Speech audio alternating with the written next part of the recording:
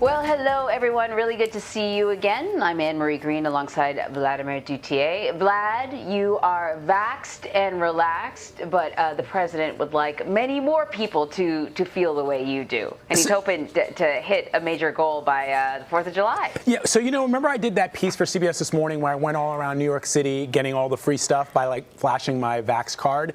I got, a free Nathan's hot dog. I got Junior's cheesecake. Yeah. I got, free snacks at the vitamin shop. So now President Biden is offering free beer, which is amazing. And I have some questions, Anne-Marie. I want to know, if I go down to my local, how much beer can I have? That is the question I want to know. I know you, what?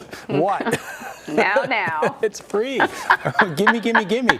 It's so good when it touches your lips. I can't wait for people to take advantage of some of these offerings that we're going to talk about that are happening all over the country because, as you say, Anne-Marie, the rate of vaccinations has slowed. And there's some concern by the CDC that we're not going to hit the milestone that President Biden set for us by July 4th of having 200 million Americans vaccinated. Yeah. So the fight against the coronavirus is entering a new phase as the president ramps up these nationwide efforts, like I said, with incentives like free beer, and babysitting to get more people vaccinated. About 63% of U.S. adults have received at least one shot, with a nationwide average of 550,000 first doses being administered per day. However, President Biden says he wants at least 70% of Americans at least partially vaccinated by the July 4th holiday.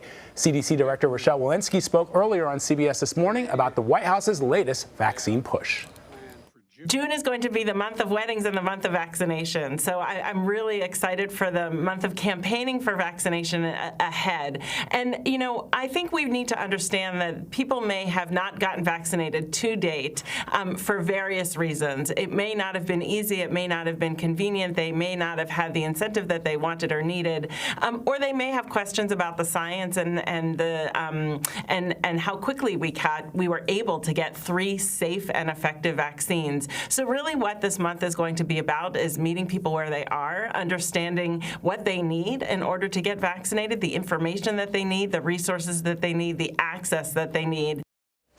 All right, for more on this, let's bring in Weijia Jiang. She is joining us from the White House. So, Weijia, what more can you tell us about the what?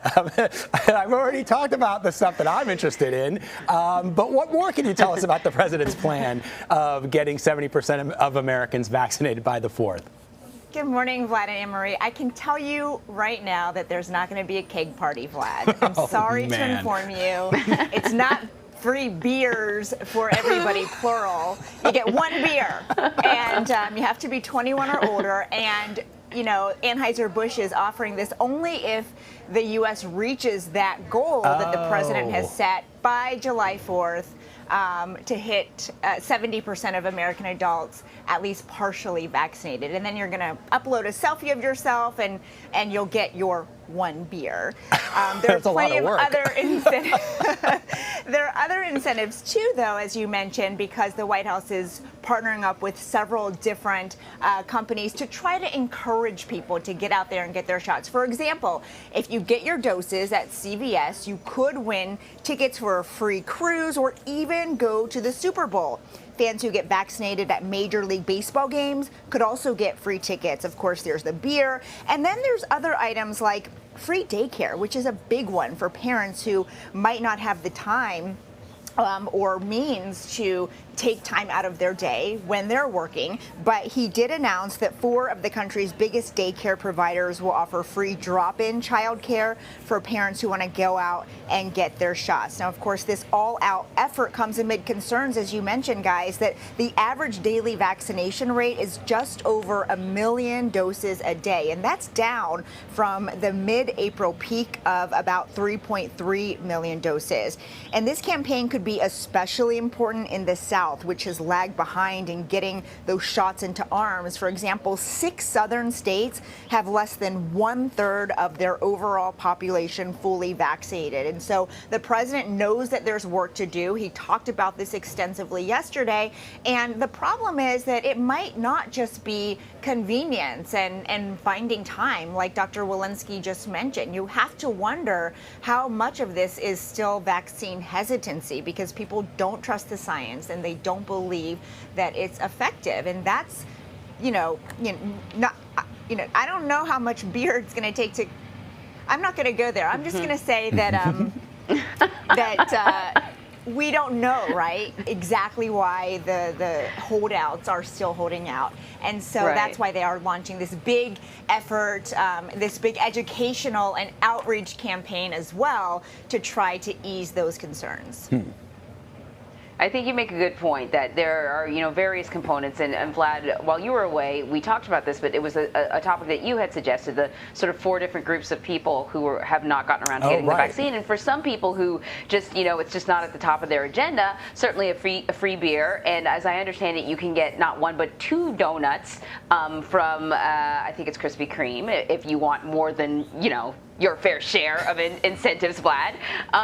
But for those people, they just haven't gotten around to it, certainly an incentive might make a difference. But if you just don't trust the system, well, that's a whole other ball of wax. And, Weijia, you talked about how some of the southern states are lagging. And we learn now that Vice President Kamala Harris has been put in sort of charge of tackling vaccine hesitancy in some of these states. What are you hearing about this?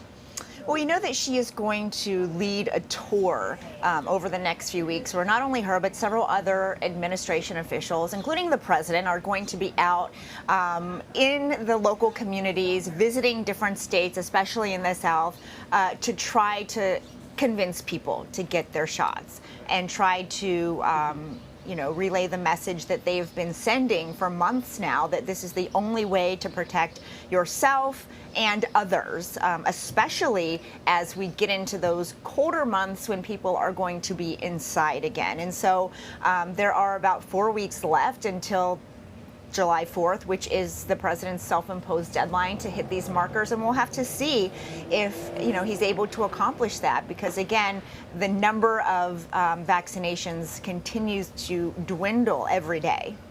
Weijia, one of the things we've also talked about is what's happening around the world. And this is just speaking from personal experience. My in-laws are in Taiwan, and they've received their first AstraZeneca vaccine.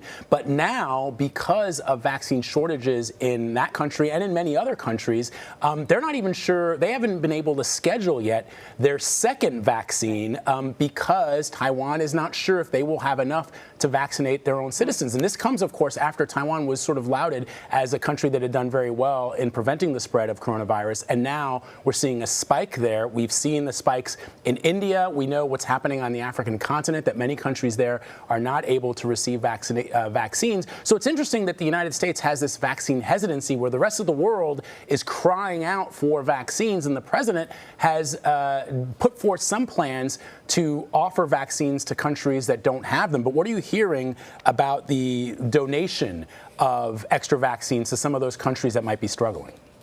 Yeah, I mean, the U.S. literally cannot give away free doses of the vaccine, whereas so many people around the world are begging to just have a chance at it. I think that's, in large part because the U.S. prepared so early and so well with Operation Warp Speed to make sure that we would have the supply once the demand was there. And now we're seeing that, the supply is outweighing the demand. And so there is growing pressure on the Biden administration to share. And he has already said, the president that is, that he will. He committed to sending 20 million doses around the world by the end of this month. That's in addition to 60 million doses of the AstraZeneca vaccine to other countries. The problem is we don't know the details yet. Like, we don't know what countries are going to get what and how much, but we do anticipate that the White House will make some sort of formal announcement in the coming days, because we are already in June and the president said that this is when he was going to get it done.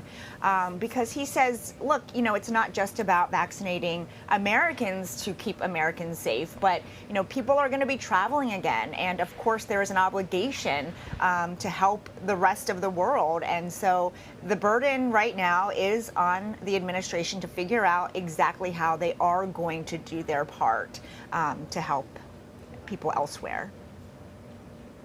Vlad and Weijia, it's not just countries sort of that might be kind of a world away, but Canada is dealing with a very similar problem. You know, my cousins only just received their first vaccine dose very recently, the last couple of weeks. My parents, who are much older, got theirs a couple of weeks ago, but my cousin's next appointment is in September. Wow. That's not 2 weeks.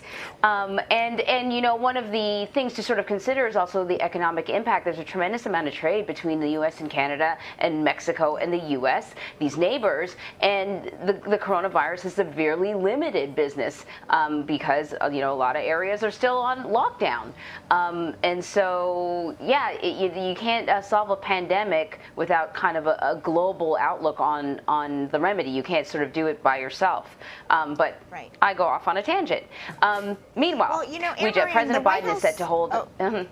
I was just going to say that the White House always said that their priority was to make sure there would be enough doses for every American who wants one, and every one in case, you know, they change their mind down the road. And we're at that point now. And so that's why there is this growing pressure, and that's why we expect them to make some sort of announcement in the coming days about how they plan to shuffle these doses around.